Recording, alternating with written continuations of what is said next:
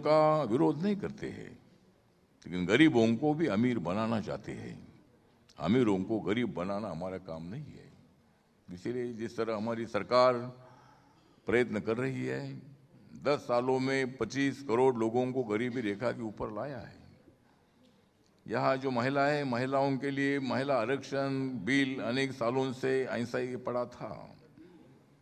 और आप लोगों को मैं याद दिलाना चाहता हूं कि डॉक्टर बाबा साहब अम्बेडकर जी जब पंडित जवाहरलाल नेहरू जी के मंत्रिमंडल में लॉ मिनिस्टर थे, तब उन्होंने हिंदू कोड भी लाया था। और वो हिंदू कोड इसलिए था कि सभी ब्राह्मण, क्षत्रिय, वैश्य, शूद्र, सभी जाति धर्म के महिलाओं पर अन्याय होता है और उनको न्याय मिलने के लिए बाबा साहब अम्बेडकर जी ने हिंदू को भी लाया था। लेकिन तब सभी पार्टी के सांसदों ने उसका विरोध किया था और इसीलिए वो बिल पास नहीं हुआ। इसीलिए बाबा साहब ने अपने मंत्री पद का इस्तीफा दे दिया था। तो इसी तरह मतलब सबको न्याय देने के लिए सरकार कोई भी हो, लेकिन सभी लोगों को न्याय देने के लिए काम करना चाहिए। ऐसी हमारी भूमिका है। एक डायलॉग फिल्मों में आपने सुना होगा और वो डायलॉग है कि जमाना हमसे है, हम जमाने से नहीं। आपके बारे में कहा जाता है कि सरकार हमसे है, हम सरकार से नहीं। संसद में आपका एक भाषण हमने सुना था और भाषण देते समय आपने इस बात का जिक्र किया था कि राहुल जी यूपीए सरकार की नीतियों के बारे में कि देखिए आपकी नीतियां खराब हो गई हैं, इसलिए अब आपकी सरकार चली गई है, अब मोदी जी की सरकार आ गई है, इसलिए हम मोदी जी के साथ हैं। मोदी जी की सरकार अब है तो हम साथ हैं, कल आपकी सरकार आ जाएगी तो हम आपके साथ आ जाएंगे, लेकिन आपकी सरकार आने वाली नहीं है इसलिए हम आपके साथ नहीं आएंगे। तो वो जो अंदाज है वो अंदाज क्या था?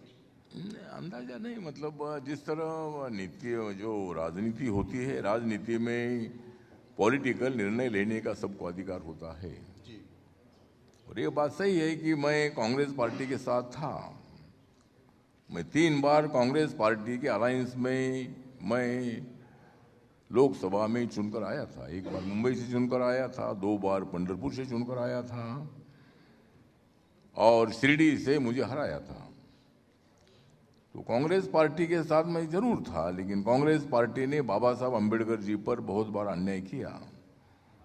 जिस बाबा साहब अम्बेडकर जी ने संविधान देश को दिया, बाबा साहब अम्बेडकर जी के समाज को गांव के बाहर रखकर अन्याय सहन करना पड़ता था। बाबा साहब अम्बेडकर जी भी अनटचेबल की स्थिति में बहुत बड़े अपमानित हमेशा होते रहे थे, लेकिन उसके बावजूद भी जब संविधान उन्होंने लिखा तो बाबा साहब अम्बेडकर जी ने सभी समाज को जोड़ने की भूमिका उसमें रखी थी। तो कांग्रेस पार्टी ने 1952 के चुनाव में लोगरो नाम का एक क्षेत्र था मुंबई में, वहां से बाबा साहब को हराया था। काजरोलकर नाम के एक दलित समाज के आदमी से उनको हरवाया था।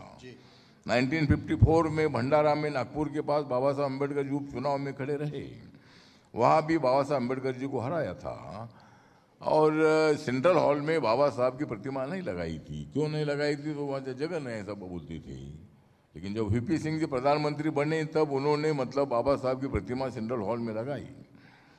उसके साथ साथ बाबा साहब अम्बेडकर जी को भारत रत्न भी नहीं मिला था, वीपी सिंह के टाइम पर वो मिला। तो कहने का मतलब इतना है कि जरूर मैं कांग्रेस पार्टी के साथ था। राहुल जी हमारे अच्छे मित्र है, सोनिया गांधी जी के साथ मेरे बहुत अच्छे संबंध है, लेकिन आज मेरे सबसे ज्यादा संबंध किसके साथ अच्छे हो गए? उनका नाम है नरेंद्र मोदी जी। क्यों हो गए? नरेंद्र मोदी जी के साथ मेरे संबंध अच्छे हैं। क्यों हो गए? कारण? लेकिन मुझे ये जो आपने मुझे मनोज जी पूछा है कि राहुल गांधी जी के बारे में मेरा कहना ये है कि राहुल गांधी जी ने अगर उनको अच्छा काम करना है, कांग्रेस पार्टी को मजबूत करना है, तो रोज नरेंद्र मोदी जी पर टीका टिप्पणी करना ठीक नहीं है।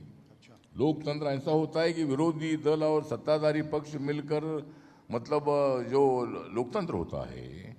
और कभी आप लोगों को भी सत्ता मिली थी, आप कई साल तक सत्ता में रहे थे।